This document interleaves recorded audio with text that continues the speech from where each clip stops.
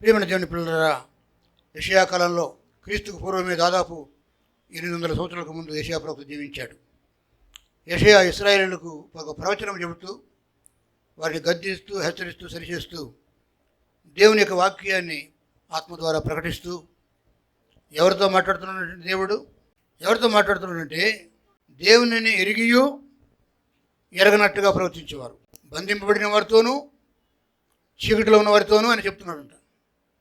అక్కడ ఉన్నది చూడండి, 8వ వచనంలో 2వ భాగంలో ఏముందంటే, రక్షణ దినమున నేను నీకు సహాయం చేసి అనుకూలమైన కాలమున నేను నీ మొర విని నీకు ఉత్తరం ఇచ్చి తిని, నీ మొర విన్నాను, నీ ప్రార్థన విన్నాను, నాకు అనుకూల సమయంలో నీకు సహాయం చేశాను అని, రక్షణ దినమున నీకు సహాయం చేసినాను, కానీ మీరు ఇంకా బంధింపబడే ఉన్నారు, ఇంకా మీరు ఎలా ఉన్నారు, చీకటిలోనే ఉన్నారు. నేను నా పార్ట్ నేను చేస్తూ ఉన్నాను. దేవుడు మాట్లాడుతున్నాడు, నేను చేయవలసిన కార్యములు నేను చేస్తూ ఉండగానే మీరు ఇంకా ఎక్కడున్నారు, చీకటిలో ఉన్నారు, ఇంకా మీరు బంధకాలను ఉన్నారు. ఎప్పుడు నువ్వు యేసుక్రీస్తు వారిని నమ్మి బాప్తిసం పొందావో నీకు గుర్తుందా? ఎంతకాలమైంది ప్రభువులోకి వచ్చి? మనమందరం ఒకప్పుడు విగ్రహారాధికులమే, అన్య మతస్థులమే. ఒకప్పుడు మన తాతలు, మన తండ్రులు వారందరూ ప్రభుని ఎరగని వారే. వారికి ఎటువంటి తీర్పు ఉంటుందో మనకు తెలియదు. మనమైతే క్రీస్తులో ఉన్నాం కనుక మనం తీర్పులోకి రాము. నిలబడతాం, లైన్లో నిలబడతాం, మన వరుసలో నిలబడతాం. మన పాపములు ఈ లోకములోనే క్షమించబడి ఉన్నాయి, మన నీతిమంతులకు తీర్చబడి ఉన్నాం. మనం ఇంకా బంధకాల్లో ఉంటే దేవుడిని God has not to be blamed. దేవుని నిందించడం మన చేత కాదు, మనం నిలవలేం. దేవుని మీద నింద వేయడానికి దేవుని మీద ఏ తప్పు మోపకూడదు, ఎందుకంటే ఆయన తప్పు ఉండదు. దేవుడు కూడా మనలాగా తప్పు చేస్తే వాడు దేవుడు కాదు. దేవుడు పరిశుద్ధుడు, నిష్కలంకుడు. కాబట్టి రక్షణ దినమున నేను నీకు సహాయం చేశాను, నీ మొర విని నీకు ఉత్తరం ఇచ్చాను, నీకు ఇంత సహాయం చేస్తూ నేను నడిపిస్తూ పోషిస్తూ ఉంటే మీరు ఇంకా ఎక్కడున్నారంటే బయలుదేరటం లేదు. మీ ఇళ్ళలోనే ఉంటున్నారు, మీ వ్యాపారాల్లోనే ఉంటున్నారు, మీ లోకంలోనే మీరు సుఖపడుతున్నారు. మీ సుఖమును ఆగ్రహిస్తూ ఆస్వాదిస్తూ ఈ లోకమే సమస్తం అని చెప్పి అందులోనే మునిగి తేలుతున్నారు. మీరు బయలుదేరాలి. మీ గృహాలనే మీరు నమ్ముకోవద్దు, మీ వ్యాపారాలను మీరు నమ్ముకోవద్దు, అందులోనే మీరు బంధింపబడి ఉండొద్దు. ఆ ప్రేమలు, ఆ తిండి, ఆ బట్ట, ఆ పోషణ అర్థమటికే నేను చెప్పనుకోవద్దు. మీరు దేవుని ఎరిగిన వారు, మీరు బయలుదేరాలి. బయలువెల్లుడి అని బంధింపబడిన వారితోనూ, బయటకు రండి అని చీకటిలో ఉన్న వారితోనూ చెబుతున్నాడు. ఇంత బతికి ఇంటి మీద వచ్చినట్టు ఎంతకాలం నుంచి నువ్వు విశ్వాసంలో ఉన్నావో, నమ్మి బాధ్యత మంది మతంలో ఉన్నట్టుగానే ఉన్నావా? ప్రియమైన దేవుని పిల్లరా, జన్మన నువ్వు ఇంకా బంధకాల్లో ఉంటే నీ బంధకాలను విడిపించడానికి ఆయన సిద్ధంగా ఉన్నాడు. హల్లెలూయా. ఆయన అంటాడు, ముందే నేను నీ మొర విన్నాను, ఎప్పుడో నేను బంధకాలను నేను తొలగించడానికి సహాయం చేశాను, కానీ మీరు ఇంకా బంధకాల్లో ఉన్నారు.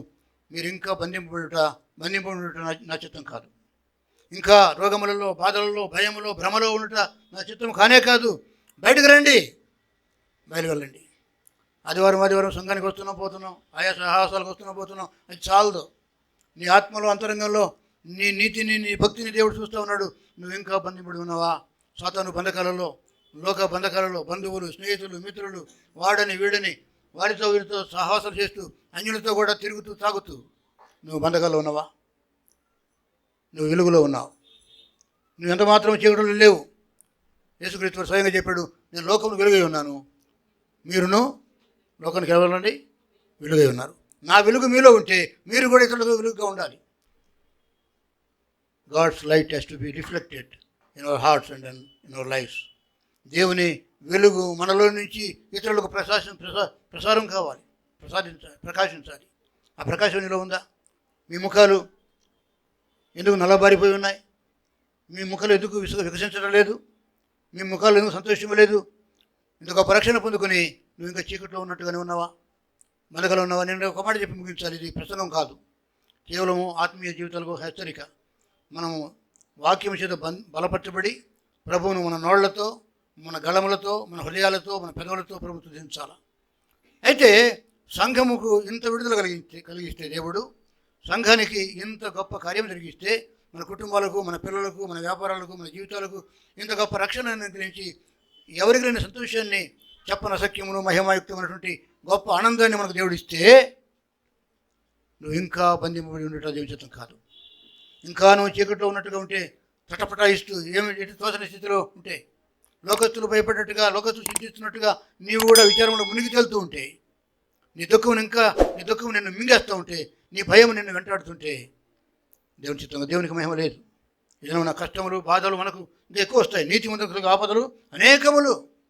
దేవుని నమ్ముకున్నందుకు మనకైతే సుఖం వస్తుంది అనుకోవద్దు. ఆయన సుఖం ఇచ్చేవాడు ఆయనే. అయితే కష్టములు బాధలు శ్రమలు ఆపదలు వచ్చినప్పుడు దేవుని మహింపడతాం. ప్రభువా, ఈ అపాయం, ఈ బాధ, ఈ భయం నీకు తెలియకుండా రాలేదు. నువ్వు అనుమతిస్తేనే వచ్చింది ఈ దుఃఖము, మా ఒంటరితనం, మేము పొందుకున్న నష్టం, ఇవన్నీ మీకు కలిగి తెలిసే వచ్చినాయి. నీ అనుమతి లేకుండా ఏది రాలేదు. సాతానుడు శోధిస్తాడు, సాతానుడు భయపెడతాడు, వాడు నష్టం కలిగిస్తాడు.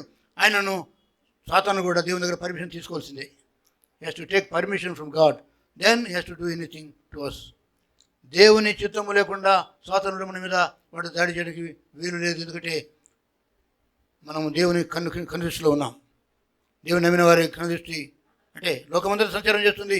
నమ్మిన వారి మీద ప్రత్యేకంగా దృష్టి ఉంది. దీన్ని నమ్మండి. సేవ చేస్తున్న మేమే కాదు, సంఘంలో ఉన్న మీరందరూ కూడా నా విశ్వసించినటువంటి ప్రతి ఒక్కరికి ఆయన దృష్టి దగ్గరగా ఉంది. అయితే మనం ఏమనుకుంటున్నామంటే అండి, సియోను ఏమనుకుంటుందంట? సియోను అంటే యెరూషలేము పట్టణమే. సియోను పర్వతం అది. ఆ పర్వతం మీద కట్టబడినటువంటి యెరూషలేము అది దేవుని పట్టణం. ఆ యెరూషలేములో ఉండేటువంటి ప్రజలు లేక ఇశ్రాయేలు సమాజం ఏమనుకుంటుందంట? లేక ఈనాడు సంఘమైన మనము ఏమనుకుంటున్నామంట? యెహోవా నన్ను విడిచిపెట్టాడు. మేము నమ్ముకున్న మా సృష్టికర్త మమ్మల్ని విడిచిపెట్టాడు, మా యేసయ్య మమ్మల్ని విడిచిపెట్టేశాడు అని అనుకుంటున్నాం. ఒక అనారోగ్యం కలిగినప్పుడు, ఒక దుఃఖం కలిగినప్పుడు, ఒక నష్టం వచ్చినప్పుడు, లేక మన ప్రార్థన చేయగానే ప్రార్థన మనం అడిగినవన్నీ అనుగ్రహించబడినప్పుడు, మనం అనుకున్నట్టు జరగనప్పుడు ఇంకేం ప్రార్థన, ఇంకేమి విశ్వాసం, ఇంకేమి సంఘం, ఇంకేమి భక్తి, ఇంకేమి ఆరాధన అని చెప్పి ఏదో ఒకటి మనసులో పెట్టుకుని ఊహించుకొని దేవుని మీద నింద వేస్తూ మా దేవుడు మమ్మల్ని విడిచిపెట్టి ఉన్నాడని అనుకుంటున్నావా? యెహోవా నన్ను విడిచిపెట్టి ఉన్నాడని ఎవరు అనుకుంటున్నారంటే లోకంలో ఉన్నవారు కాదు. వారికి తెలియదు, ప్రభు తెలియదు. తెలిసినటువంటి వారు, దేవుని ఎరిగినటువంటి వారు, దేవుని సొత్తుగా ఉన్నటువంటి మనమే ఏమనుకుంటున్నామంటే మా దేవుడు మమ్మల్ని విడిచిపెట్టాడు. దేవుడు నిందాస్పదము కాడు. నువ్వు నిందించినంత మాత్రాన దేవుడు నిందింపబడ్డాడు. నీవు నిందించుకోవాలి, నువ్వు విమర్శించుకోవాలి. సియోను సంఘమా గ్రహించు. యెషయా కాలంలో సియోనని దేవుని సంఘములో ఉండే దేవుని పిల్లలు అనుకుంటున్నట్టే మా దేవుడిని యెహోవా మమ్మల్ని విడిచిపెట్టి ఉన్నాడు, ప్రభువు నన్ను మరిచి ఉన్నాడని అనుకుంటున్నది. దేవుడు అన్నాడు మర్చిపోతాడా? దేవునికి ఏమైనా మరుపు ఉందా? మర్చి ఉందా? మనం మర్చిపోతాం. ఒక వస్తువు ఒకటి పెడతాం, అప్పటికే మర్చిపోతాం. ఎక్కడ పెట్టానో గుర్తుండదు. దాన్ని వెతుకులాట. దేవుడు మర్చిపోడు. ఇశ్రాయేలు దేవుడు కునుకడు, నిద్రపోడు. దేవుడు కూడా మర్చిపోతే వాడు దేవుడు కాదు. దేవుడు అంటున్నాడు, ప్రభువు నన్ను మరిచి ఉన్నాడని మీరు అనుకుంటున్నారు, యెహోవా నన్ను విడిచిపెట్టి ఉన్నాడని నువ్వు అనుకుంటున్నావు.